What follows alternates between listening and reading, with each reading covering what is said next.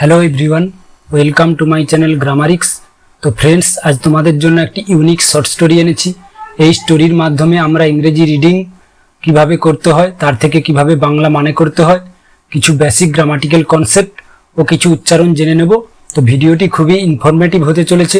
তো তোমরা যারা ভিডিওটি স্কিপ না করে দেখবে, আশা করি তাড়াতাড়ি ইংরেজি রিডিং শিখে যাবে। তো চলো গল্পের টাইটেল দেখে নিই। দি এলিফ্যান্ট, এলিফ্যান্ট মানে হাতি। আচ্ছা দেখো, দি আর দার কনসেপ্টটা একটু জেনে নাও। আচ্ছা, দি যখন কখন হয় না, যখন কোনো লেটার ওয়ার্ডের প্রথম লেটারটা ভাওয়েল হয় তখন তার আগে যদি দি থাকে আমরা তার উচ্চারণ দি করব। কিন্তু যদি প্রথম লেটারটি কনসোনেন্ট হয় তাহলে তার উচ্চারণ আমরা কি করব? দা করব। তাহলে এখানে দি এলিফ্যান্ট, হাতিটি লার্নস, লার্ন মানে শেখা, এ লেসন, তাহলে হাতির একটি শিক্ষা, লেসন মানে শিক্ষা বা পাঠ শেখা, তাহলে হাতির একটি পাঠ শেখা। দেখো গল্পে বলেছে দেয়ার, দেয়ার কথাটির অর্থ আমরা জানি সেখানে, কিন্তু এটা ইন্ট্রোডাক্টরি দেয়ার। আমি আগের ভিডিওতেও অনেকগুলো ভিডিও বলে দিয়েছি, সেগুলো ভিডিওগুলো ভালো করে দেখে নিও। ডিটেলসে ডিসকাস করা রয়েছে ইন্ট্রোডাক্টরি দেয়ার কি। এখানে শুধু মনে রেখো এই দেয়ারের অর্থ আমরা সেখানে করব না। তারপরে দেখো ওয়াজ ছিল, হিউজ, হিউজ মানে বিশাল, বানিয়ান, বানিয়ান মানে বট, ট্রি মানে গাছ। কোথায়? ইন দা জঙ্গল, জঙ্গল মানে জঙ্গলে, তাহলে জঙ্গলে এক বিশাল বট গাছ ছিল। প্রোভাইডিং, প্রোভাইড কথাটির অর্থ হচ্ছে প্রদান করা বা দেওয়া, তাহলে তার থেকে সেই ভার্ব থেকে এখানে আইএনজি যোগ করে পার্টিসিপল করা হয়েছে এবং এটা প্রেজেন্ট পার্টিসিপল। তাহলে প্রোভাইডিং প্রদান করত। শেল্টার, শেল্টার মানে আশ্রয়। টু দা এনিমেলস, এনিমেলস মানে প্রাণীদের, তাহলে বিভিন্ন প্রাণীদের আশ্রয় প্রদান করত। তারপরে দেখো স্প্যারো, স্প্যারো মানে চড়ুই। কাপল, কাপল মানে দম্পতি। লিভড, LIV, লিভ মানে বাস করা, যেহেতু ভার্বের সেকেন্ড ফর্ম বা পাস্ট ফর্ম ইউজ করা হয়েছে তাই সেই জন্য এখানে বাস করতো। দেয়ার, দেয়ার মানে সেখানে। দেখো এখানের এই দেয়ারের অর্থ আমরা সেখানে করছি, কেননা এটা বাক্যের শেষে আছে। তাহলে প্রথমে থাকলে সেটা ইন্ট্রোডাক্টরি দেয়ার, তার মানে আমরা সেখানে করব না, কিন্তু যদি শেষে বা মাঝে কোথাও থাকে তাহলে অবশ্যই সেখানে করব। তাহলে এক কাক দম্পতি সেখানে বাস করত। মিসেস, মিসেস যারা বিবাহিত মহিলা তাদেরকে আমরা মিসেস বলি, আর যারা অবিবাহিত মহিলা তাদেরকে আমরা মিস বলি। তাহলে মিসেস স্প্যারো, তাহলে চড়ুই গিন্নি। হ্যাড লেড, লেড দেখো LAY, লে, এই লে কথাটি মানে মাটিতে কোনো কিছু পাড়া, তার থেকে লেড হয়েছে। লেড হচ্ছে ভার্বের সেকেন্ড ফর্ম, কিন্তু এখানে থার্ড ফর্ম হবে, কেননা এখানে পাস্ট পারফেক্ট টেন্সের গঠন ব্যবহার করা হয়েছে। হ্যাড দেখো, হ্যাড, হ্যাড ব্যবহার করা হয়েছে এবং তার সাথে ভার্বের থার্ড ফর্ম। হ্যাড লেড মানে পেড়েছিল। এগস মানে ডিম। তারপরে দেখো ওয়ান আফটারনুন, এক বিকেল বেলায়। আফটার মানে আফটার আর নুন, এই দুটোকে আলাদা আলাদা তোমরা করবে, তাহলে উচ্চারণ করতে সুবিধা হবে। ওয়ান আফটারনুন, এক বিকেল বেলায়। অ্যান এভিল, এভিল মানে খারাপ বা দুষ্টু। এলিফ্যান্ট মানে হাতি। ব্রোক, ব্রোক মানে ভেঙে ফেললো। ব্রেক ভার্বের সেকেন্ড ফর্ম হচ্ছে ব্রোক, ব্রেক মানে ভাঙা আর ব্রোক মানে ভেঙে ফেললো। দ্য ব্রাঞ্চ, ব্রাঞ্চ মানে ডালটি। অফ দ্য ট্রি, সেই গাছটির। হোয়ার, হোয়ার মানে যেখানে। দ্য স্প্যারোজ, স্প্যারোজ মানে চড়ুইরা। আচ্ছা এখানে হোয়ার দেখো, এই হোয়ার আমরা জানি যে বাক্যের প্রথমে থাকলে এবং সেই বাক্যের শেষে যদি জিজ্ঞাসা চিহ্ন থাকে, হোয়ারের মানে আমরা কোথায় করি, কিন্তু বাক্যের মাঝে যদি থাকে এটা একটা লিঙ্কার ওয়ার্ড হিসাবে ব্যবহার করা হয়েছে এবং এর মানে আমরা যেখানে করব। তাহলে মনে থাকবে, যদি এই দেখো বাক্যের শেষে কোনো জিজ্ঞাসা চিহ্ন নেই সেজন্য এটা যেখানে হবে এর মানে। তাহলে যেখানে দ্য স্প্যারোজ, স্প্যারোজ মানে চড়ুইরা, লিভড মানে বাস করত। তারপরে দেখো দেয়ার, দেয়ার মানে তাদের। নেস্ট, নেস্ট মানে বাসা। ফেল ডাউন, ফেল হচ্ছে FALL, ফল ভার্বের পাস্ট ফর্ম হচ্ছে ফেল, তাহলে ফল মানে পড়ে যাওয়া, ফেল মানে পড়ে গেল, ফেল ডাউন মানে পড়ে গেল। অ্যান্ড দ্য এগস, এগস মানে ডিমগুলি।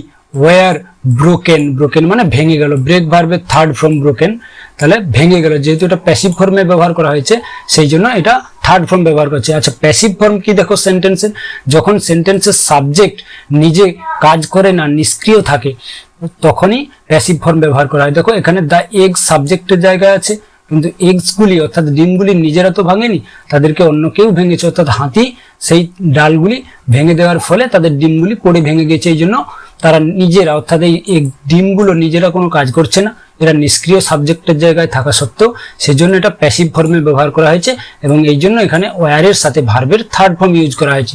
তাহলে দ্য এগস ওয়ার ব্রোকেন, ডিমগুলি ভেঙে গেল। দ্য স্প্যারোজ, স্প্যারোজ মানে চড়ুইরা। ওয়েন্ট, ওয়েন্ট মানে গেল।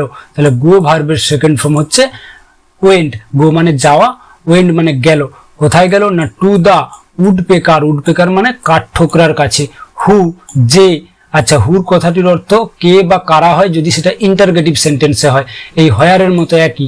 তাহলে এখানে যেহেতু বাক্যের মাঝে আছে, এটা একটা লিঙ্কার ওয়ার্ড, সেজন্য আমরা এর উচ্চারণ করব যে বা যারা, অর্থাৎ এখানে যেহেতু উডপেকার একা আছে সেজন্য যে বলবো। যে, সেড মানে বলল, সে ভার্বের সেকেন্ড ফর্ম হচ্ছে সেড, সেড বলল।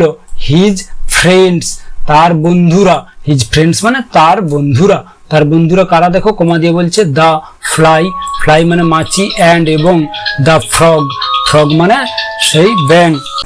তারপরে দেখো উড হেল্প দেম, তাদেরকে, আচ্ছা এখানে এম হবে, তাহলে তাদেরকে সাহায্য করবে। তাহলে মাছি এবং ব্যাং তাদেরকে সাহায্য করবে, এটা কাঠঠোকরা বললো। দ্য নেক্সট ডে, পরের দিন। হোয়েন, হোয়েন মানে যখন। দ্য এলিফ্যান্ট, তাহলে হাতিটি।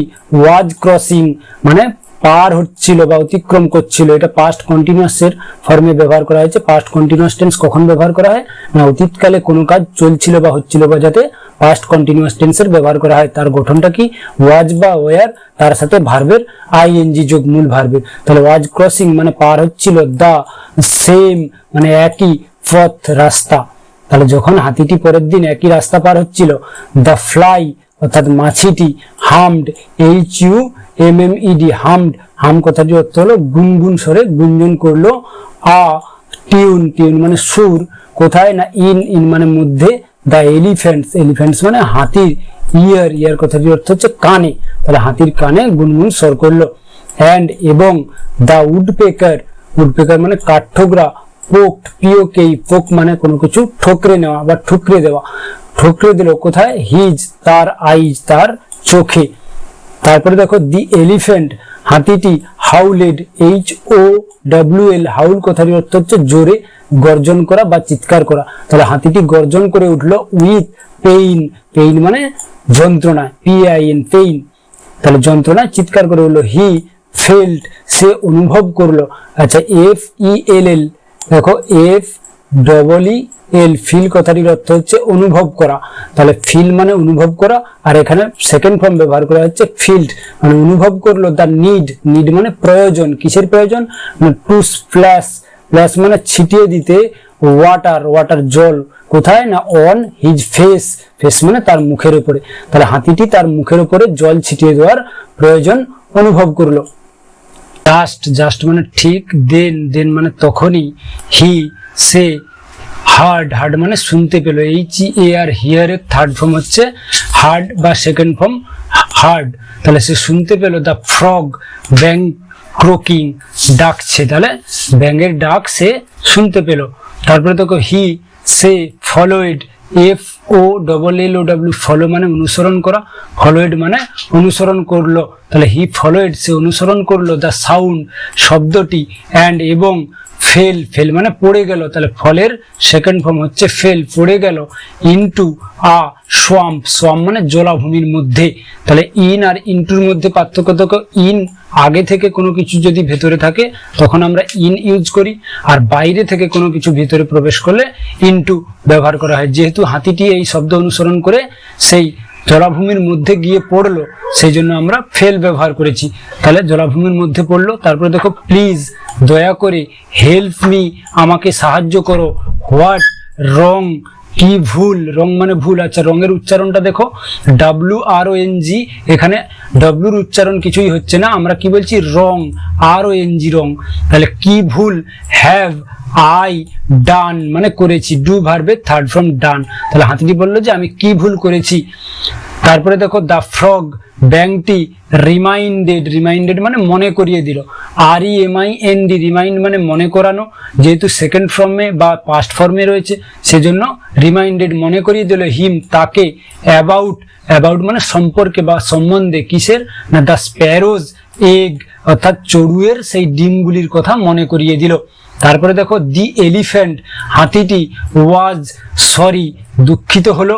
অ্যান্ড সরি মানে দুঃখিত হওয়া, অ্যান্ড এবং প্রমিসড, প্রমিস PROMISE, প্রমিস কথাটির অর্থ হচ্ছে প্রতিশ্রুতি দেওয়া বা প্রতিশ্রুতি করা, যেহেতু পাস্ট ফর্মে সেই জন্য এটা, বা সেকেন্ড ফর্মে সেই জন্য এটা প্রতিশ্রুতি করলো। Never to do it again, do মানে করতে, ইট মানে এটা, এগেন মানে আবার। তাহলে হাতিটি তার ভুল বুঝতে পারলো বা দুঃখিত হলো এবং সে প্রতিশ্রুতি দিল যে সে আর কখনো এ কাজ করবে না। তো ফ্রেন্ডস, এই আমাদের স্টোরিটি কেমন লাগলো অবশ্যই কমেন্টে জানিও, এবং ভিডিওটি যদি একটু হেল্পফুল মনে হয় একটা লাইক করে দিও, এবং চ্যানেলে নতুন হয়ে থাকলে চ্যানেলটি সাবস্ক্রাইব করে পাশের বেল আইকনটি প্রেস করে দিও, তাতে পরবর্তী ভিডিওর নোটিফিকেশন সবার আগে তোমার কাছে পৌঁছে যাবে। তো চলো, পরের ভিডিওতে আবার দেখা হচ্ছে। Thanks for watching.